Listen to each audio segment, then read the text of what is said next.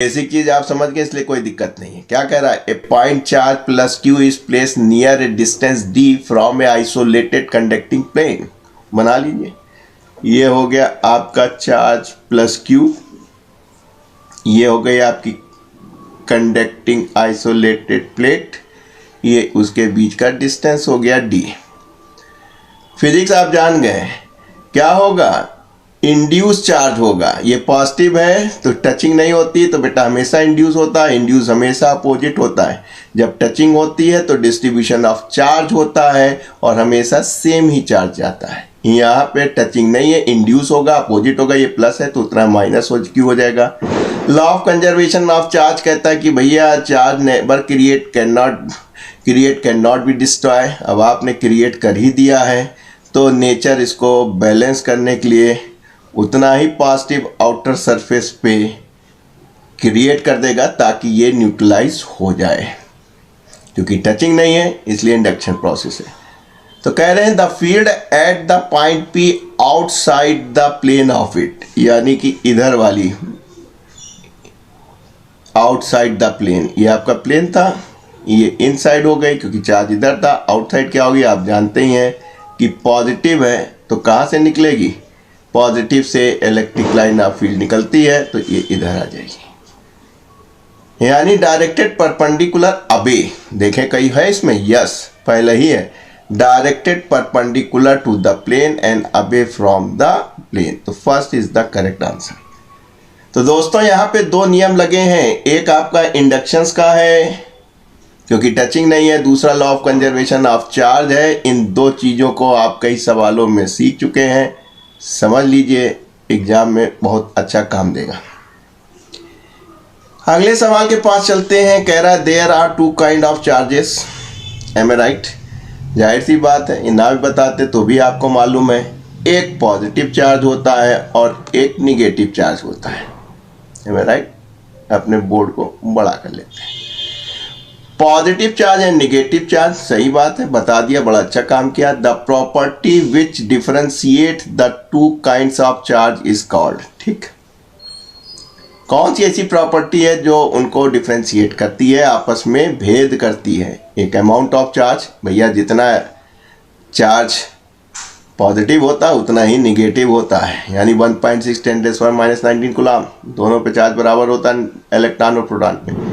Polarity of charge, yes, एक पे negative होती है एक पे पॉजिटिव होती है। Strength of the charge, strength तो उतनी ही है, कोई दिक्कत नहीं है। फील्ड ऑन द चार्ज भी उतनी है, पॉजिटिव से चलती है निगेटिव पे एलिमिनेट होती है। तो सही आंसर आपका है बी, पोलरिटी ऑफ चार्ज। एक पे पॉजिटिव होती है एक पे निगेटिव होती है, जो आपको डिफरेंशिएट करता है, एम आई राइट?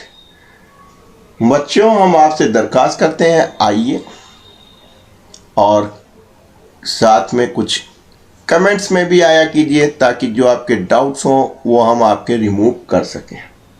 पहले आप आइए तो क्वेश्चन नंबर 13 पे बात करते हैं। A method for which charging a conductor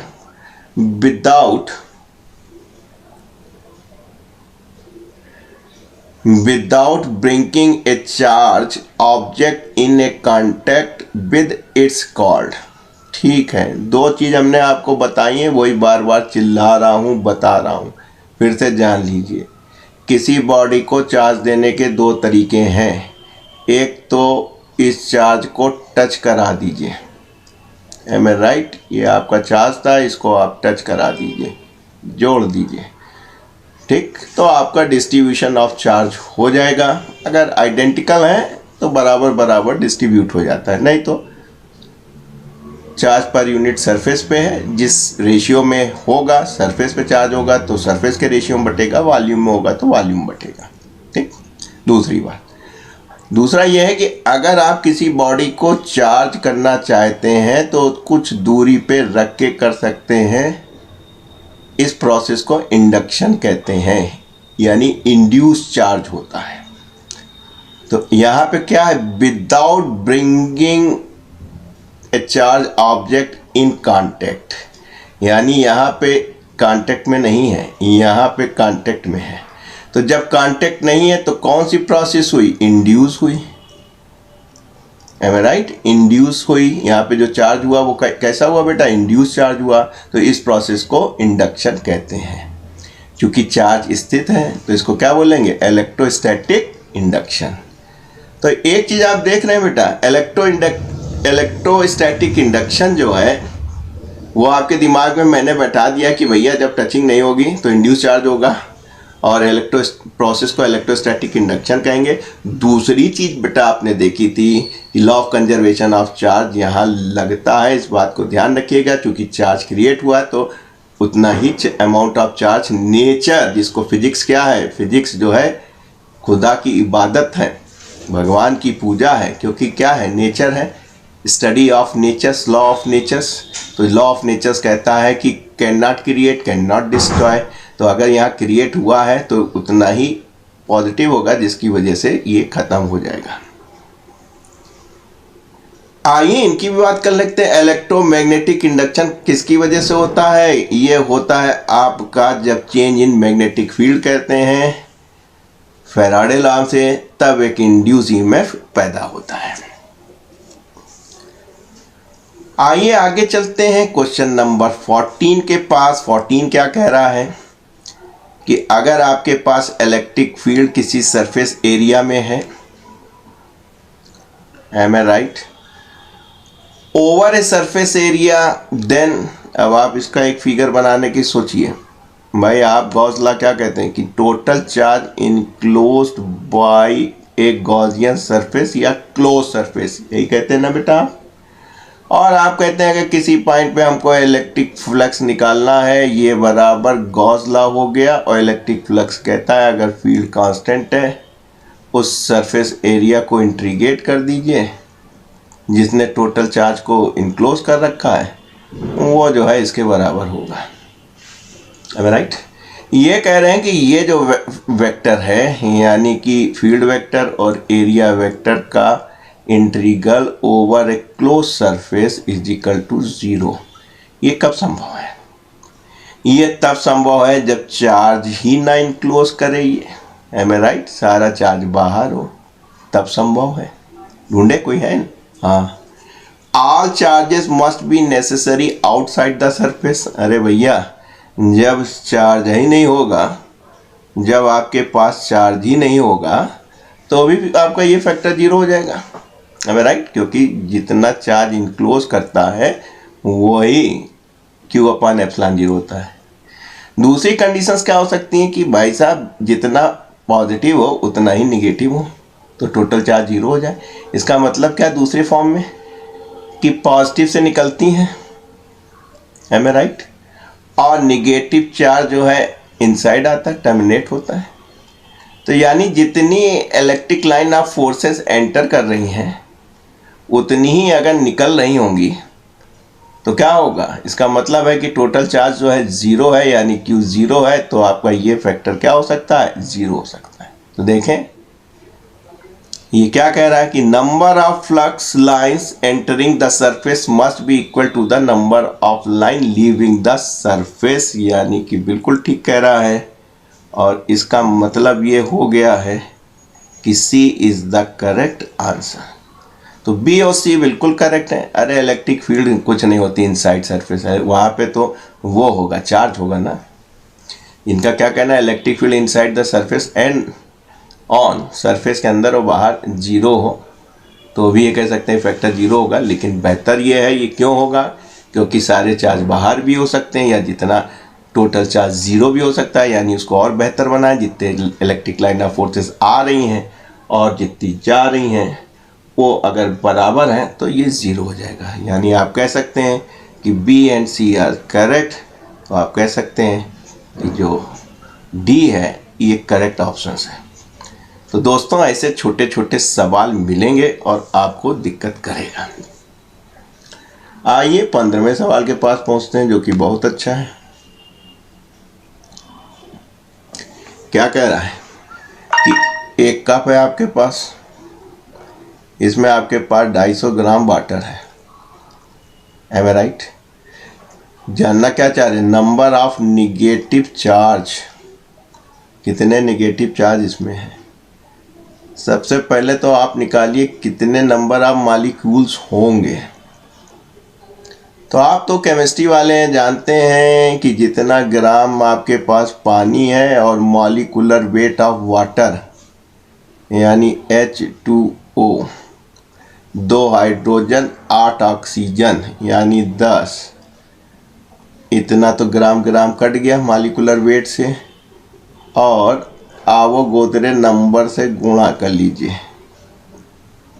ठीक, तो ये नंबर ऑफ मॉलिक्यूल्स आ गए 250 ग्राम में कितने होंगे। फिर आप गुणा कर लीजिए कि कितने एटम्स होंगे इसके अंदर। एटम्स 2 हाइड्रोजन के और 2 जो हैं 8 आपके पास ऑक्सीजन के, यानी कि 10 एटम्स हो गए आपके पास। तो ये 10 मॉलिक्यूलर वेट है बेटा। ठीक, 10 एटम का मतलब है कि 10 ही इलेक्ट्रॉन 10 ही प्रोटॉन, तो निगेटिव चार्ज इलेक्ट्रॉन की वजह से होगा। तो आपने कहा कि भैया हमारे पास 10 इलेक्ट्रॉन भी हो गए। चार्ज बताना है तो आपने कहा 1.6 × 10⁻⁻19। सॉल्व कर दीजिए, इतने नेगेटिव चार्ज होगा। चाहे तो इस 10 से इस 10 को काट लीजिए। एम आई राइट। अब क्या बचा, 19 में से 23 गए, तो ये हो गए 10⁻⁴ 4 हुआ, और एक ये ले लीजिए 5 ले लीजिए। तो मोटा मोटा ले लें, इतना टाइम नहीं रहता। 25 × 6 1.6, यहाँ से 23 और ये 19, 4 और ये वाला 0.5।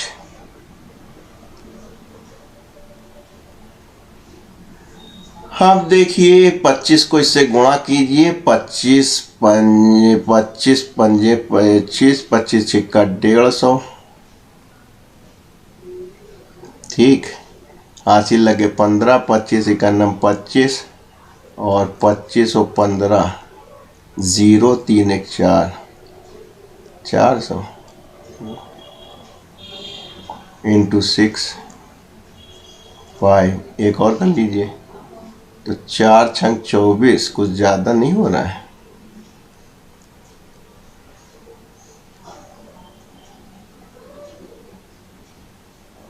कुछ ज़्यादा नहीं हो रहा है। मॉलिक्यूलर वेट, एटम्स इतने, चार्ज इतना, गुणा करके देखें। 250 gram water m/M multiply by 6.02 गुणे कितने एटम्स होंगे, 10 ही तो होंगे। 1.6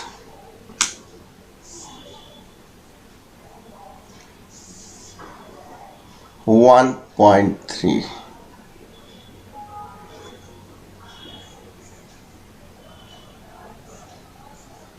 तो मॉलिक्यूल्स हो गए। मॉलिक्यूल्स आपके कितने हो गए, मॉलिक्यूलर वेट H2O का मॉलिक्यूलर वेट कितना होगा बेटा, 2 हो 16 2 18। ओहो, यहाँ गलत हो रहा है बेटा। 16 2 18। कमेंट्स में भी कुछ नहीं आ रहा है। मॉलिक्यूलर वेट काम बन गया आपका, डिवाइड बाई 18 कर दीजिए। हाँ आ गया। मॉलिक्यूलर वेट गलत लिख दिया था, एटम्स लिख दिए थे। मॉलिक्यूलर वेट तो H2O का 18 होगा, 2 इसके और 16 इसके। 16 2 18 डिवाइड कर दीजिएगा तो आ जाएगा 1.34 की रेंज का आ जाएगा। 5 1 6 हो जाएगा, एक उधर बढ़ जाएगा, 7 हो जाएगा। फिर से सीख लीजिए, small m upon capital M into n into number of atom या इलेक्ट्रॉन्स इंटू चार्ज। ठीक, ये आपका 250 ग्राम है और ये हो जाएगा 18 ग्राम का मॉलिक्यूलर वेट। 6.02 23 एटम्स आपके पास 10 हैं, 2 इसके हाइड्रोजन के, 8 इसके। जितने एटम उतने इलेक्ट्रॉन, बस सॉल्व कर लीजिएगा, आंसर आ जाएगा। आइए चलते हैं क्वेश्चन नंबर 16 के पास। 16 क्या कह रहा है कि when the distance between two charge is half, ये होता है आर स्क्वायर होता है, यानी एफ डैश आर बाई 2, बाकी सब ठीक है, डिवाइड कर लीजिए तो ये हो जाएगा आपका F dash is equal to, ये ऊपर चला जाएगा आर स्क्वायर है तो स्क्वायर हो के 4/r स्क्वायर, और आप जानते हैं 1 अपॉन आर स्क्वायर की जगह आप एफ लिख सकते हैं, इसलिए F dash is equal to 4 time of F, यानी 4 गुना हो जाएगा। छोटी छोटी बातें हैं, याद रखिएगा। आइए 17 पे आइए। 17 क्वेश्चन क्या कह रहा है, the two charges at distance T D is apart, coulomb force, एक तो ये हमारा सर दर्द कर रहा है, coulombs force between them is F, बहुत अच्छी बात है। If the dielectric of the medium के इज प्लेस बिटवीन देम, तब कितना हो जाएगा, याद रखना बहुत काम देता है, F medium is equal to F vacuum या एयर अपॉन के। अगर वो एफ है वैक्यूम में या एयर में तो डिवाइड बाई के हो जाता है कोई यहाँ पहले ही है बेटा, याद रखिएगा।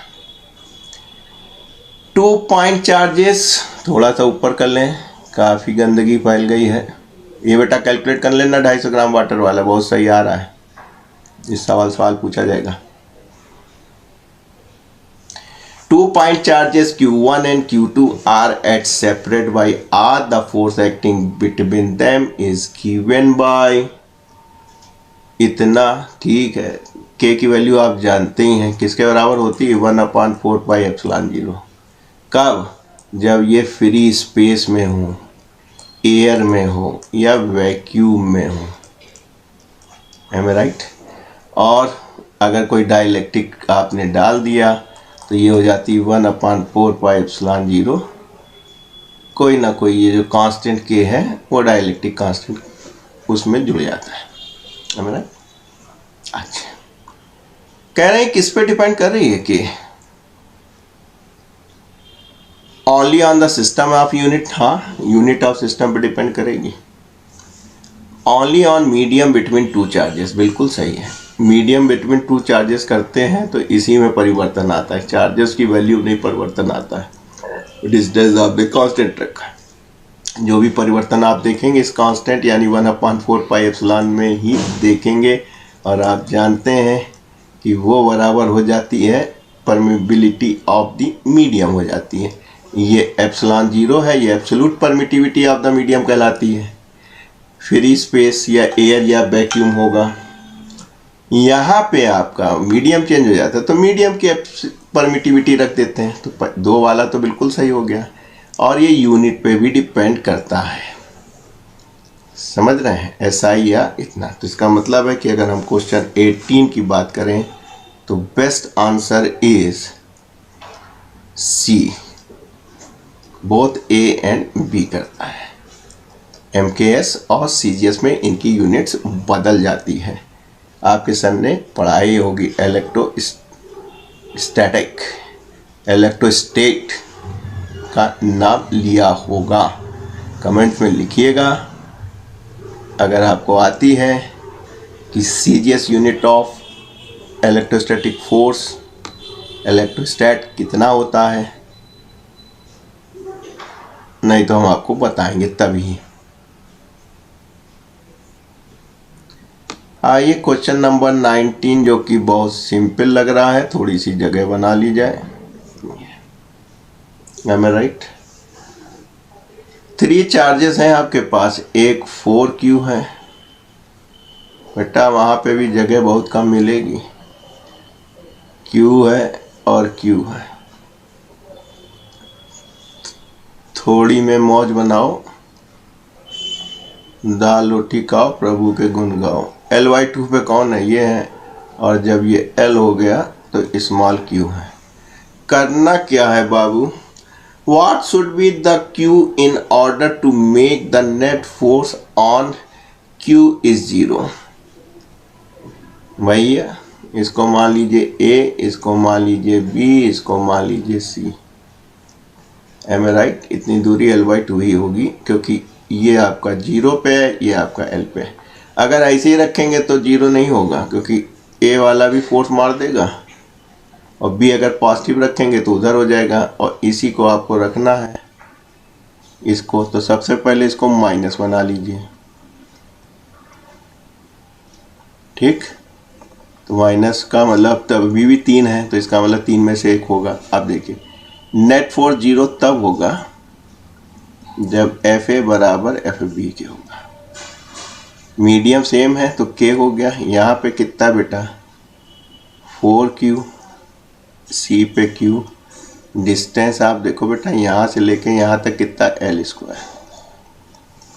यहाँ पे K, Q, ये Q डिस्टेंस आपकी L/2 का होल स्क्वायर, गलती मत करना, L²/2 मत करना, बहुत बच्चे करते हैं। ये गया, एक ये गया, Am I right? और आपने कहा सर ये हमारा Q L²/4 हुआ, तो 4 ऊपर चला गया, इसको इससे काट दीजिए, 4 को 4 से काट दीजिए, तो Q बराबर Q मिलेगा। चूँकि इसको माइनस किया है तो आंसर क्या होना चाहिए? -Q, यानी पहला ही सही हो गया। बहुत सही। तो कुल मिला के दोस्तों आप देख रहे हैं कि कितनी आसानी से सवाल लग रहे हैं। अगर पसंद आ रहा है तो बेटा चैनल को सब्सक्राइब कर लीजिए, अभी भी बहुत समय है। सवालों की हमारे पास कोई कमी नहीं है, छोटे छोटे सवाल आएंगे बेटा आपके पास। ये देखिए स्टेट कूलम्ब्स आ गए। 21वां सवाल देखिए, which of the following is the unit of the electric charges. बहुत चीज़ें हैं, तीनों हैं, कूलम्ब भी है, स्टेट कूलम्ब भी है, और AB कूलम्ब भी कहलाती है।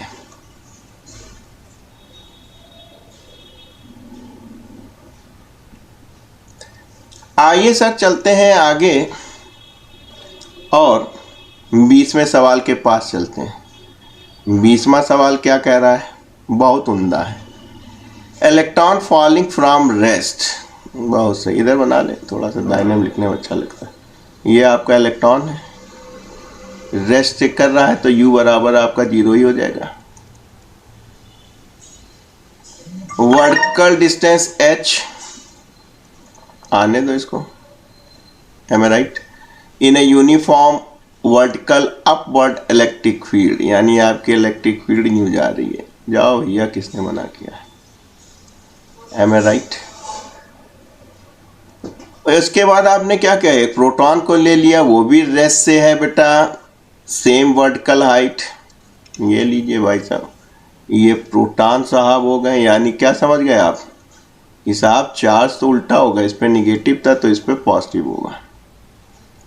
साथ में कुछ किया है, time of falling of electron in compare to the time of fall of the proton is. Am I right? दोनों का टाइम देखना है, time of fall of electron, ठीक, टाइम निकालना है, कंपेयर करना in compare to time of the इतना proton. देखते हैं, फील्ड को रिवर्स कर दिया, यानी कि आपने कुछ नहीं किया, एक्सेलरेशन उतने ही लगेगी आपके पास। देखिए निगेटिव था तो आपकी ये फील्ड थी, ये पॉजिटिव था तो ये फील्ड आपका ये रख लिया। हाँ, इनके मास में फ़र्क होगा, mass of proton is more than electron. क्या लगे सेम डिस्टेंस में कितना टाइम लगेगा? मान लीजिए इसमें टी लग रहा है तो इसमें टी डैश लगेगा। क्या कह रहा है भाई साहब? भाई साहब ये कह रहे हैं कि h इजिकल टू, एक तो इतना छोटा हो जाता है ये पॉइंट, दिखता नहीं है, रेस्ट से है तो half a T square F upon M K. F is equal to क्या हो जाएगा? क्यू ई हो जाएगा। तो आपने कहा एच बराबर 1/2 क्यू ई, फोर्स होते ही लगेगा इलेक्ट्रोस्टैटिक्स, निगेटिव है उल्टा है, पॉजिटिव है तो उल्टा है, तो कोई दिक्कत नहीं है, अपॉन एम। एम बहुत छोटा है, मेरी आंखों से दूर हो गया है,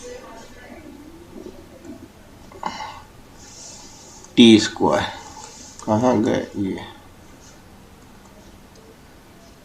एम कहाँ गए ये, सब कुछ सिमिलर है, इसको हटा दीजिए तो आप कह सकते हैं जो टी स्क्वायर है वो अंडर रूट एम के प्रोपोर्शनल हो जाएगा। टी स्क्वायर बराबर एम हो जाएगा, जल्दबाजी ना करो, अंडर रूट एम के, यानी जिसका मास कम उसका टाइम ज़्यादा, यही तो हुआ,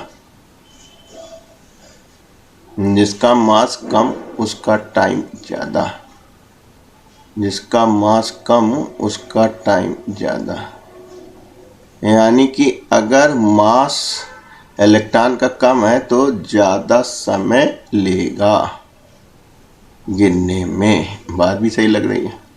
प्रोटॉन का मास ज़्यादा होगा तो उसका जो है टाइम कम लगेगा। अरे नहीं, गलती हो रही भाई, टी ऊपर है, जगह नहीं है, ऐसी गलती करके आओगे तो T square is directly proportional to the M के,